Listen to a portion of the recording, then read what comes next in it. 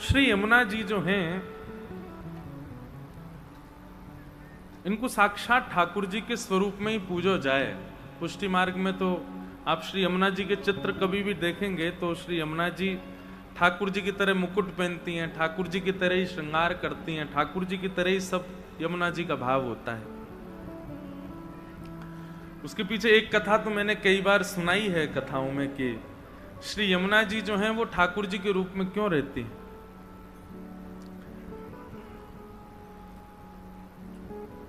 सब लोग सावधानी से सुनो। ठाकुर जी ने किशोरी जी को मान दियो। विस्तार में वो लीला नहीं सुनाऊंगा पर सूक्ष्म में कहूं, किशोरी जी को मान दियो ठाकुर जी ने, मान करके बैठ गए। 3 दिना तक मान तोड़ो नहीं। और जब किशोरी जी के सामने इतने दिन को मान है गए ठाकुर जी को, तो किशोरी जी व्याकुल हो गई। तो किशोरी जी की व्याकुलता को दूर करने के लिए यमुना जी ने प्रण लिया कि हम ठाकुर जी को व्याकुल करेंगे। और तब श्री यमुना जी प्रकट होकर के ठाकुर जी का रूप धारण करते हैं, श्याम सुंदर स्वरूप धारण करते हैं। और श्याम सुंदर स्वरूप धारण करके ठाकुर जी के सामने चली जाती हैं। तो ठाकुर जी कहते हैं, अरे तुम कौन हो? तो यमुना जी कहती हैं, हम श्याम सुंदर। ठाकुर जी कहते हैं, श्याम सुंदर तो मैं हूं। बोले, तुम श्याम सुंदर नहीं हो, हम हैं श्याम सुंदर। तो ठाकुर जी बोले, तुम श्याम सुंदर हो तो वंशी दिखाओ। तो वंशी दिखाई, बिल्कुल वैसी वंशी जैसी ठाकुर जी की। अच्छा, ये वंशी तो तुमने मेरी देखा देखी बनवा ली, लेकिन कारी कमरी दिखाओ जो यशोदा मैया पहनावे। सोई यमुना जी ने कारी कमरी दिखा दी। बोले, मेरी मैया कान के पीछे कालो काजल लगावे, तुम दिखाओ। तो यमुना जी ने वो भी दिखा दी। बोले, लो। अब यमुना जी बोली, तुमने जितनी बात पूछी मैंने सब बता दी, मैं तुमसे पूछ रही हूं, तुम बताओ। ठाकुर जी बोले, पूछो। बोले, किशोरी जी कहां है बताओ।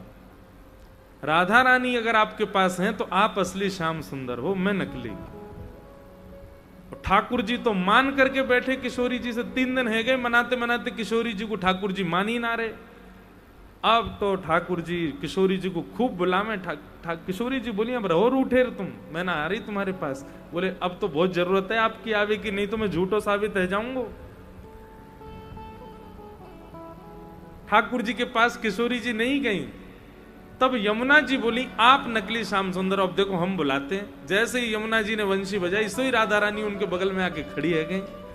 ठाकुर जी तो महाराज नेत्रन से आंसू बहाने लगे, चरणन में गिर गए। बोले, अरे नहीं नहीं किशोरी जी, मैं आज के बाद कभी मान नहीं करूंगा, आपको वचन दे के कह रहा हूं, लेकिन आप कृपा करो मेरे बगल में आके खड़ी है जाओ। तब किशोरी जी ठाकुर जी के पास गई। तो ठाकुर जी ने पूछी कि ये कौन है? फिर बोले, ये यमुना जी हैं, ये आपके रूप में पधारी है।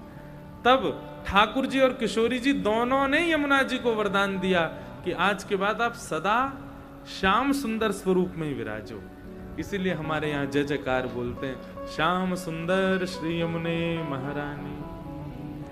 एक लीला और बड़ी सुंदर याद आ रही है कि एक बार ठाकुर जी और किशोरी जी दोनों किलोल कर रहे, तो निकुंज में क्रीड़ा करते करते किशोरी जी मान करने लगी, रूठ गई ठाकुर जी से। तो ठाकुर जी मना रहे हैं किशोरी जी को। अब मनाते मनाते बड़ी देर रह गई, किशोरी जी जब नहीं मानी तो ठाकुर जी भी नाराज है गए। किशोरी जी भी मुंह फेर के बैठ गई और ठाकुर जी भी मुंह फेर के बैठ गए, दोनों उदास। अब ये ठाकुर जी तो यहाँ ये सोच रहे हैं कि ये मनाएंगी तो बोलूंगा, और किशोरी जी कह रही है ये मनाएंगे तो मैं बोलूंगी। दोनों उदास है गए। निकुंज में बिल्कुल शांति है गई। अब सहचरी सब बोले कि आज लीला ना है रही। झांक करके देखी तो महाराज दोनों एक दूसरे से मुंह फेर के बैठे। तब सहचरी ने प्रयास किया कि दोनों को मनावें, लेकिन सहचरी भी नहीं मना पाई।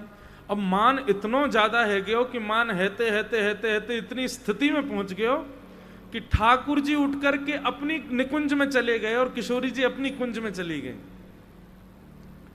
इतना ज्यादा मान बढ़ गयो कि महाराज सब सहचरियां तो व्याकुल है गई। अब कहा होएगा, ठाकुर जी भी चले गए, किशोरी जी भी चली गई, अब लीला कैसे होगी? वहां सब सहचरियां, सब सखियां किशोरी जी से कह रही हैं, हे श्यामाजू आप मान जाओ ना। बोले मैं क्यों मान जाऊं, उनकी गलती है, उनने ऐसो ऐसो क्यों कियो, वो आमेंगे, आकर के मनामेंगे, क्षमा मांगेंगे तो मैं मानूंगी। और वहां यमुना आदि सखियां सब ठाकुर जी को मना रही हैं कि आप मान जाओ ना, ऐसे मान मत करो। बोले मैं क्या, मैं रोज ही मना तो रहूं, अरे इनको ये नेक में ही नाराज है जाए श्यामाजू, मैं नेक कछु कर दूं, नेक गड़बड़ी मेरे में है जाए, सोई ऐसी नाराज है कि मुंह फुला के बैठ जाए। मैं ना मना रहा, मैं रोज रोज मनावे को ठेका थोड़ी ले रखो, और नाराज हुए तो हो जाए, मैं ना जा रहा हूं मनावे। सब सखियां व्याकुल हो गई, अब क्या होगा। ये दोनों युगल तो मान करके बैठे। तब सहचरियां सब इकट्ठी हुई और सबने आपस में चर्चा करी। बोले अब कहा करें भैया, दोनों उनको मान कैसे दूर होएगा। बोले वहां ठाकुर जी कह रहे हैं वो मनावे आवेंगी तो मानूंगा, और वहां किशोरी जी कह रही हैं वो मनावे आवेंगे तो मैं मानूंगी, और दोनों ही मानवे को तैयार नहीं है जावे को। तो तब यहां ठाकुर जी के सहचरियों ने, ठाकुर जी की जो सखियां हैं, ठाकुर जी की जो सहचरियां, उनमें यमुना जी प्रधान है। तो ठाकुर जी की सब सहचरियों में यमुना जी ने कही, बोले ठाकुर जी तो जाएंगे नहीं, पर किशोरी जी को तो मनानो है, तो एक काम करूं, मैं ठाकुर जी को रूप धारण करके जाऊं, मैं किशोरी जी को मनाऊंगी। कहीं एक क्षण के लिए ही सही, मान जैसे ही किशोरी जी को टूटेगो फिर तो हम चरण पकड़ लेंगे, अब मान टूट गया, अब मान मत करियो, चलो निकुंज में। और ठीक ऐसी ही भावना किशोरी जी की सहचरी कर रही है। वहां ललिता जी राधा रानी जैसी दिखती हैं, तो ललिता जी बोली राधा रानी तो जाना रही मनावे, एक काम करूं मैं ही किशोरी जी को रूप धारण करके जाऊं, मैं ठाकुर जी को मना लूं, शायद ठाकुर जी मान जाएं। अब दोनों मान करके बैठे और या भावना में बैठे वो आएंगे तो मैं मानूंगी, वहां वो सोच रहे वो आएंगी तो मैं मानूंगा। यहां ठाकुर जी के कुंज से श्री यमुना जी ठाकुर जी को रूप धारण करके निकली हैं, और मुकुट धारण करके पीतांबरी पहन, बिल्कुल कोई कह ही ना सके अलग, एक जैसे लगे बिल्कुल। यहां से ठाकुर जी निकले और वहां से किशोरी जी निकसी हैं। भावना तो यह है कि ठाकुर जी के रूप में यमुना जी जाके मनामेंगी, और यहां ललिता जी किशोरी जी के रूप में जाके ठाकुर जी को मनामेंगी। लेकिन जैसे ही ठाकुर जी कुंज से निकले तो वहां सब राधा रानी की सहचरियां सब दौड़ी दौड़ी गई, अरे श्यामाजू देखो तो सही कौन आ रहे हैं। बोले कौन आ रहे हैं, बोले श्याम सुंदर आ रहे हैं, आपको मनावे आ रहे हैं। और किशोरी जी पहले तो नाक फुला के बैठी हैं, यूं करी हूं मनावे आवेंगे तो उठूंगी, और जैसी पता चली श्याम सुंदर आ रहे हैं तो किशोरी जी को तो हृदय विकंपित है गयो। अरे वो काय को श्रमित है रहे, उनको कौन ने कह दी जाके, अरे वो काय को चल करके आ रहे हैं, उनको मना करो, अरे उनको रोको, वो श्रमित नहीं हो, मैं चली जाऊंगी, मैं अभी उनसे जाके मिल लूंगी। जैसे ही पता चली ठाकुर जी आ रहे हैं, किशोरी जी मान तो सब भूल गई। विशाखा आदि सहचरियां बोली इतना ही गुस्सा हो, बस पता चली कि ठाकुर जी मिलवे आ रहे हैं, इतने में तो गुस्सा खत्म है क्या।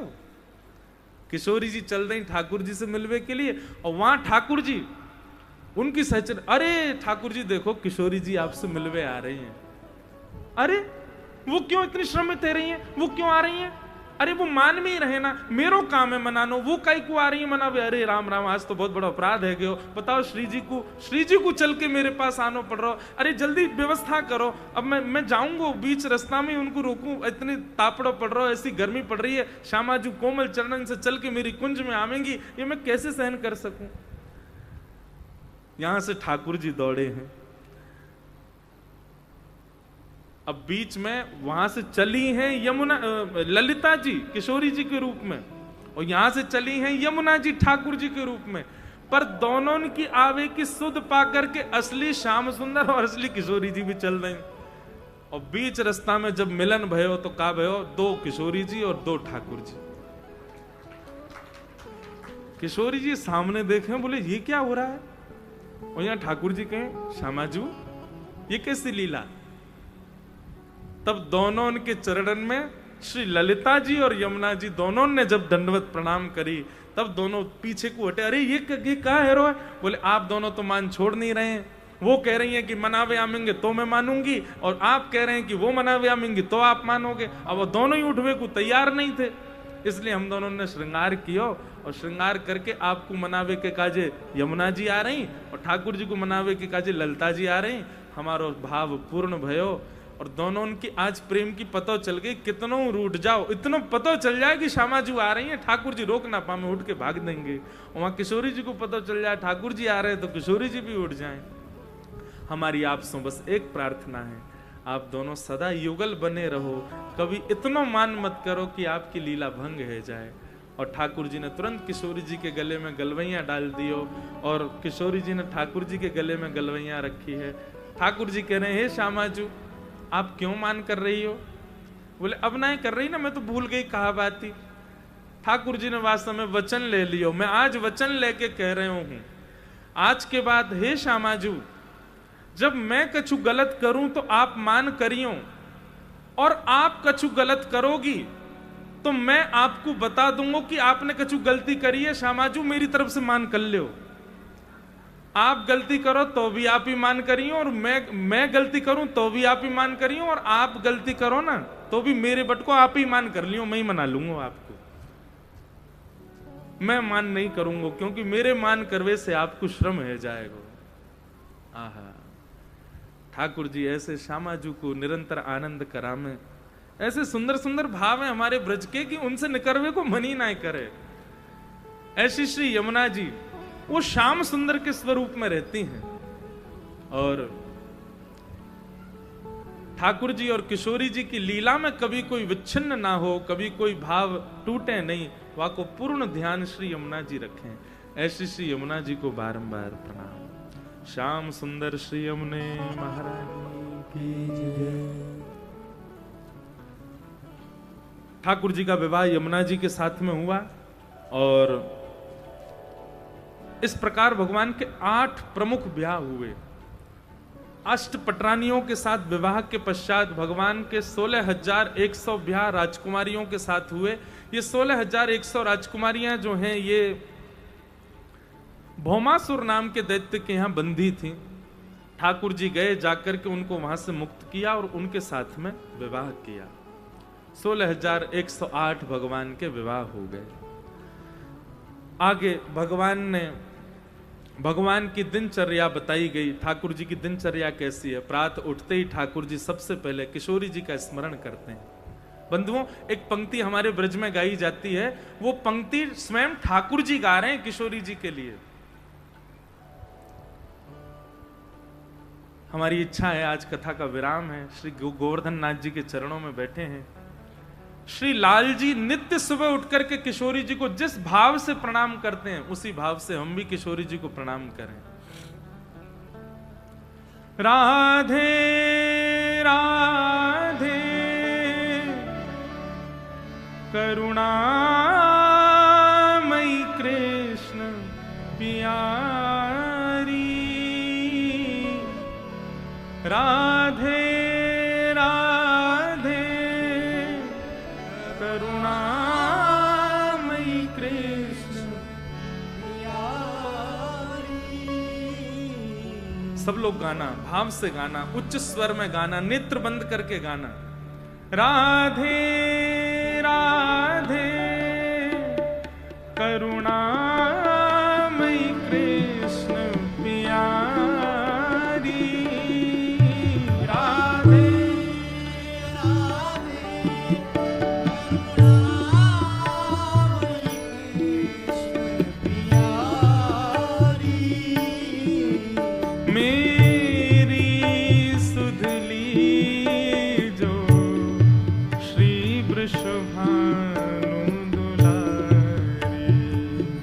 Oh